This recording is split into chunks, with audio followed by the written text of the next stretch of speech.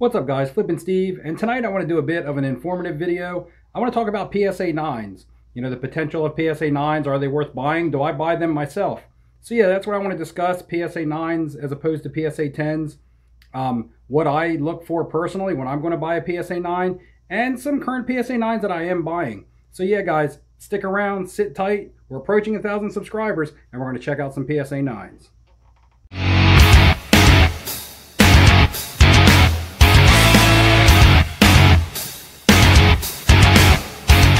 What's up guys, welcome back. And yeah, PSA 9s is going to be the topic for the night. First, you know, we're approaching 1,000 subscribers. I'm sure you guys know. I keep reminding you, and you guys are part of it. I wouldn't be approaching 1,000 subscribers without you guys watching my channel. I have some big plans coming up. I got some giveaways. I'm buying stuff to give away. So yeah guys, let's be a part of it. My birthday is coming up in September.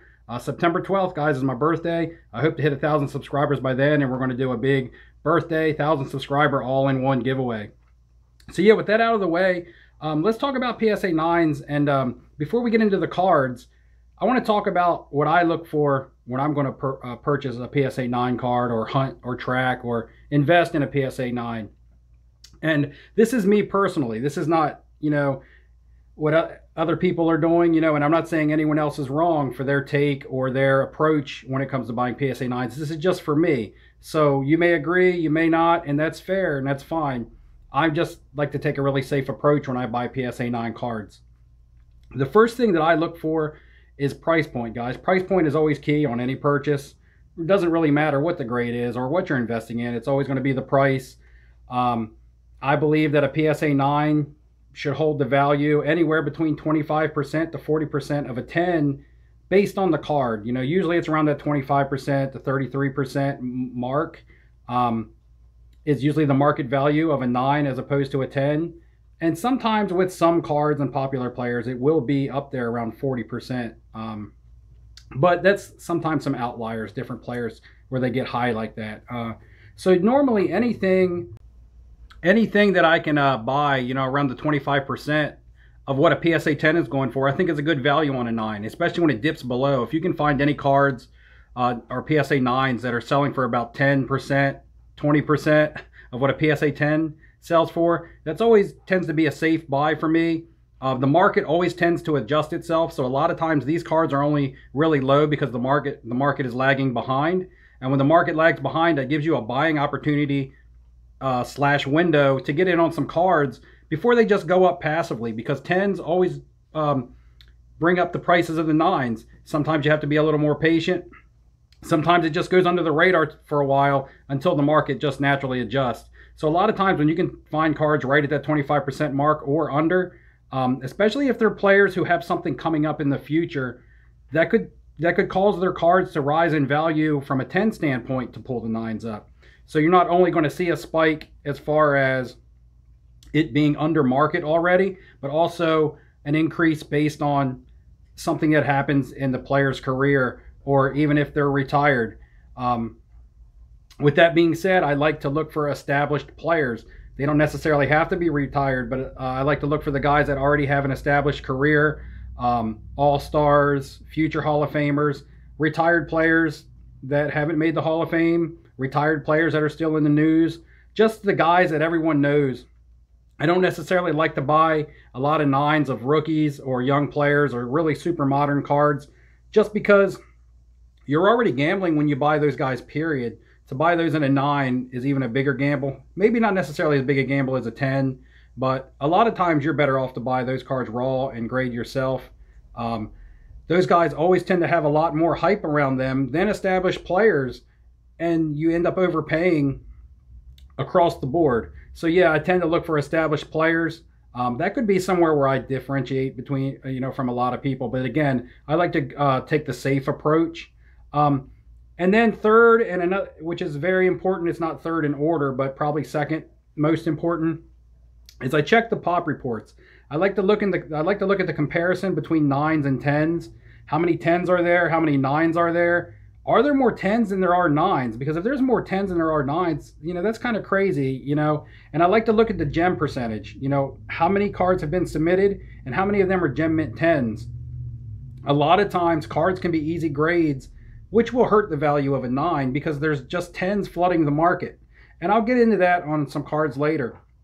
So with all that stuff being said, those are the things I look for when I'm trying to find a PSA 9 that's a good value, that can get me some flip potential.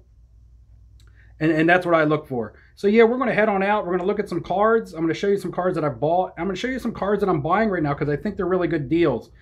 This is stuff that I'm doing though, guys. This is not stuff that I'm telling you go do. Don't hit up eBay and be like, oh, I'm buying this stuff up. This is my personal approach, and I'm just going to show it to you. So yeah, guys, sit tight. I'll be right back. What's up, guys? I'm back. It's Flippin' Steve, and like I said, you guys, we're talking PSA 9s. I've already went over my criteria of what I look for when I'm going to buy a PSA 9.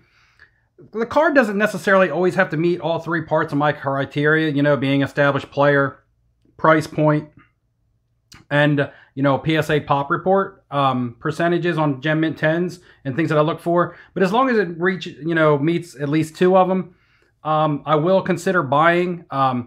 As you can see in front of you, I do have established players here. I have LeBron tops in a PSA 9, Durant tops in a PSA 9, and the Kawhi Prism in a PSA 9. All established players. I really think the floor on these is, you know, a high floor, safe purchases. These aren't cards that I'm currently buying now because they don't meet the criteria from a price point, standpoint. But yeah, just PSA 9s, because PSA 9s can hold value. All those cards out there have good value. You can sell them. They buy and sell pretty easily because they're popular players. I do have some PSA 9s of some younger players that I have bought, and I'll show you real quick, but that's not really what I want to talk about. Some Silver Prism Collin Sextons. I bought these because of price point, guys, and I believe in the player. A lot of times you do got to believe in the player. I believe in the player. Price point of $40. I had bought a Devin Booker PSA 9 also. Again, this card really isn't gaining any value because the team isn't playing. He has nothing really going on for him right now. So yeah, these are just some guys I was picking up going into next season. I had a 10 of the Collin Sexton Silver that I bought for $165 a long time ago. And when I went to check the value on it, I saw that it was selling for like $200. And I saw some 9s about to end at $40. So I based, you know, the 25% around that. And I went ahead and picked these up just because I think if the market was to go up on this, which it has, this is now a $400 card. And now these are up to $100. So yeah, I went against the grain a little bit and bought a young player. But it's a young player with hype. So this was pulled up from a $200 card to a $400 card. And these were pulled up from $40 purchases to $100 cards now. So that's just to show you how 10s and 9s can coincide with each other when it comes to the value of one pulling up the other. What I have here is I have 3 different cards, 3 different players, 3 different sports. So it's going to be 3 cards. I got a player from each sport. What you're going to see and have in common with these guys is they're all older guys. They're all established. They all have good price points. They're all somewhat overlooked. And, yeah, they all have something going for them in the future. And as I go over the card, I'll explain myself. Some of these I'm going to have to show you 10s because I bought 10s. So the first card is going to be the 2001 Bowman Albert Pujols for baseball. This is going to be my baseball pick. This is what I'm looking at right now. I'm going after the PSA 9s on this card now. This Albert Pujols card in a PSA 10, you know, is selling anywhere between $700 and $800. And the PSA 9s are between $200 and $225. So right there is your 25% or lower price point. There's also, these are also very tough. There's 1,446 of these subbed, 1,446 have been submitted, 179 PSA 10s. That's only a 12% gem rate. The PSA 9s, 683. So still a really low pop on this card, and it's a 47% 9 rate. So it's even got a less than 50% chance of getting a 9. This card is a really tough grade, and I just feel like the 9s are undervalued right now. This card has even seen $1,000 sales. So I think the nines have a lot of potential to go up right now. If you can get in on them for $200, I believe it can easily be a $400 card shortly. And he does have things going for him in the future. He was just in the news for breaking, I believe, Alex Rodriguez's RBI record. He will be a top 5 hitter of all time. He's in the twilight of his career. He's completely forgotten about right now. He'll end his career close to 700 home runs. He probably won't break it because of this year's shortened season. But he may. He'll be like a top 5 home run guy of all time, top 3, 4 RBI guys when he retires. You know, he has over 3,000 hits. Just one of the best hitters of the last 20 years and one of the best hitters of all time. So he'll be a Hall of Famer. People will be reminded of what he's done, and it'll pull the 10s up. The 10s will pull up the 9s, and you'll have gotten in on a good rookie card of a great player at a good price. That's my outlook on it, and that's what I'm currently doing, picking up PSA 9s. I do have the 10 here. I don't have the 9s to show you because this is stuff that I just discovered doing some research on some good 9s to buy, and I'm waiting for them. So I don't have them to show. I have a couple of some of the other players coming up, but the Pujols was actually a card that I just saw. I had the 10, and I was just curious as to what a 9 was doing, and I was like, wow, I like the value of the 9s. Next up is going to be NFL. The first retired player. Albert Pujols isn't retired yet, but another sure shot first ballot Hall of Famer. Should go into the Hall of Fame this season, or 2021. I'm talking about Peyton Manning cards, or Peyton Manning. And specifically, I'm talking about his 1998 Bowman Chrome in a PSA 9. Currently, the PSA 10s, which I have a PSA 10 here in the Interstate Parallel version, and I have a 9.5 BGS with some really good subs. I'm going to actually attempt to get this crossed to a PSA 10. These cards in a PSA 10 have currently hit, the $1,500 mark, which is crazy. Some sell for $1,100, some $1,400. They have hit $1,500. So on average, I'm going to say it's a $1,300 card. And right now, on average, the PSA 9s are $180 to $250. That's only 15% the value of what a PSA 10 is going for, guys. That falls well below that 25% threshold that I like to gauge the good buys, how I like to gauge the good buys. And good buys. And I just think it's a good buy. Before anything even happens, before the Hall of Fame, I look for the market to adjust itself. I look for people and buyers and investors to be like, wow, that PSA 9 is really underpriced, and the market will just adjust itself. It just always happens, and you want to be in on it before it happens. I'm buying Peyton Manning 1998 Bowman Chromes in PSA 9s. If I can get really good buys on 9.5 from BGS, I'm buying them as cross candidates. If you look at the submissions on this card, there has been a lot of this card submitted to PSA. 14,732. That's a lot of submissions. Only 2,529 in a PSA 10. Now, you may say 2,529, that's a lot of PSA 10s. But when you look at the submission, guys, it's only a 17% gem rate. So only 17% of the cards that get submitted, that's less than 2 in every 10 that go in get a grade of a PSA 10. So most of your cards out there are going to be in the PSA 9 form. There's over 10,000 in the PSA 9. It is a 74% PSA 9 rate. But that's what you're getting when you buy a PSA 9. You're getting a mint card. You're getting a mint card of a future Hall of Famer, one of the best players that's ever played the position. And you're getting a guaranteed mint 9 card. Gem Mint just adds value due to rarity. So, if you're looking to buy and submit these yourself, it's very unlikely that you're going to get a 10. I believe that the 9s are underpriced there at that 15% value of the PSA 10s. Yeah, the 9s are just low to me, guys. I'm buying Peyton Manning's. I've been buying Peyton Manning for the last year. He spiked on me during the draft because he gave a speech.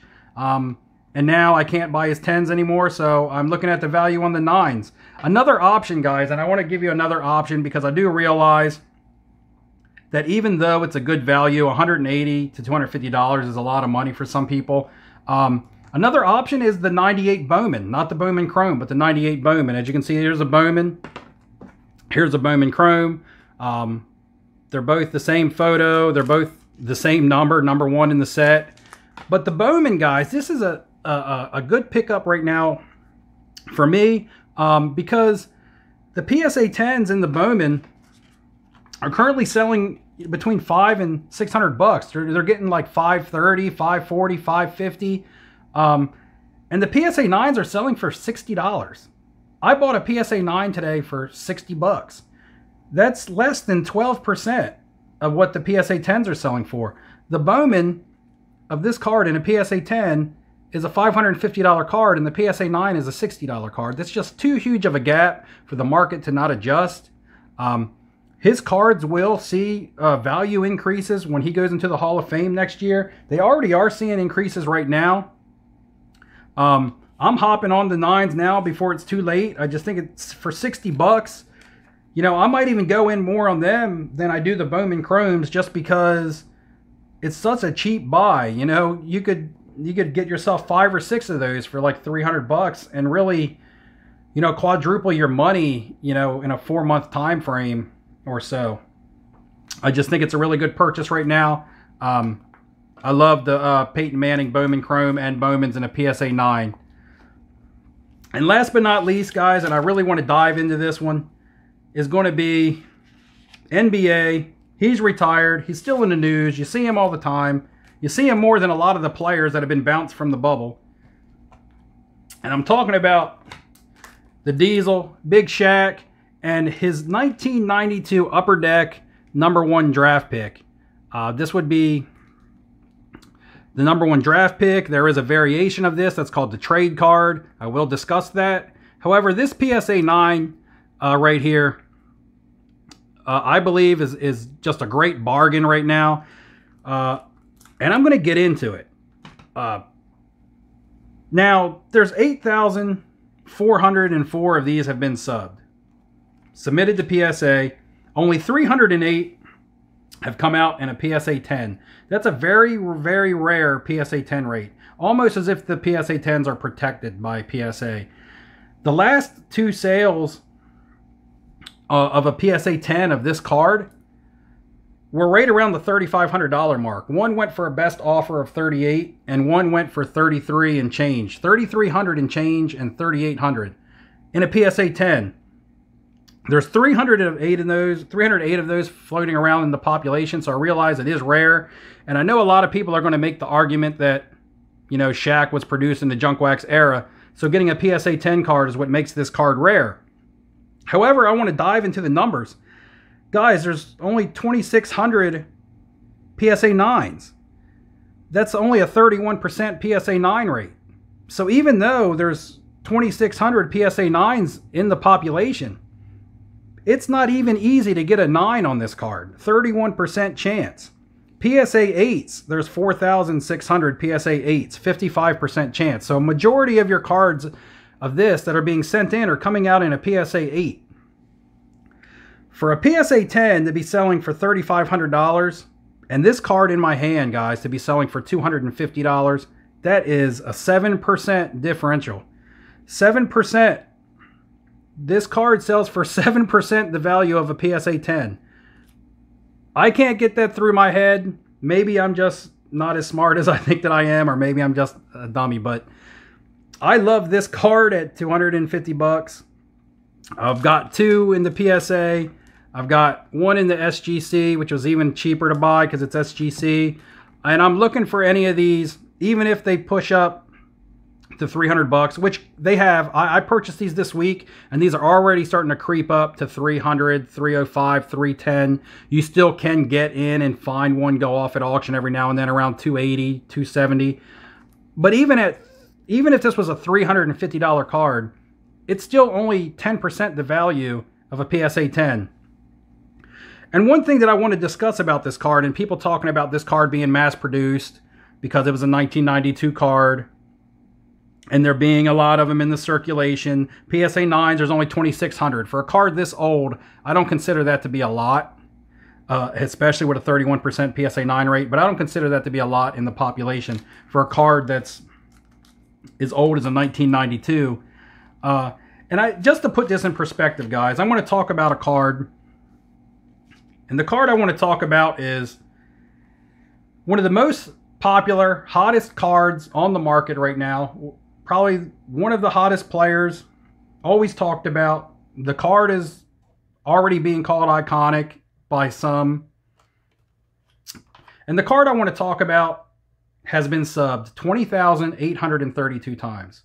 20,000 subs on a card. 20,000. 13,127 PSA 10s. That is a 63% PSA 10 rate. 63%. PSA 9s, 7,085. There are more 10s of the card that I'm talking about right now than there are 9s. When there's more 10s than there are 9s, it doesn't necessarily make a 10 very rare. If you were to submit this card raw, you would have a 97% chance of getting a 9 or a 10. And the card that I'm talking about is the 2018 Luka Prism rookie card.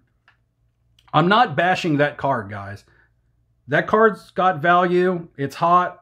You know, the demand is there to meet the supply. He's an awesome player. I love his game. His PSA 9s are selling anywhere between $650 and $750. So you could buy yourself a Luka PSA 9 Prism that has 7,085 PSA 9s in the population as opposed to 13,000 plus PSA 10s in the population. That's just backwards to me.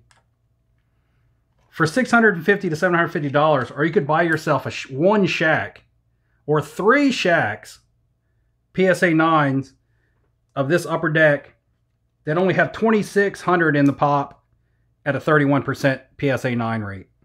And there's 2,300 more 9s than there is 10s, which makes sense. That's the way it should be. So to me, this card, I'm not saying buy this over a Luka, but what I am saying is this card has not tapped its potential yet. I love this card. I love this as a bargain. I love this to go up in the future. They're talking about a Kobe documentary. Everything that happens with Kobe goes hand in hand with Shaq.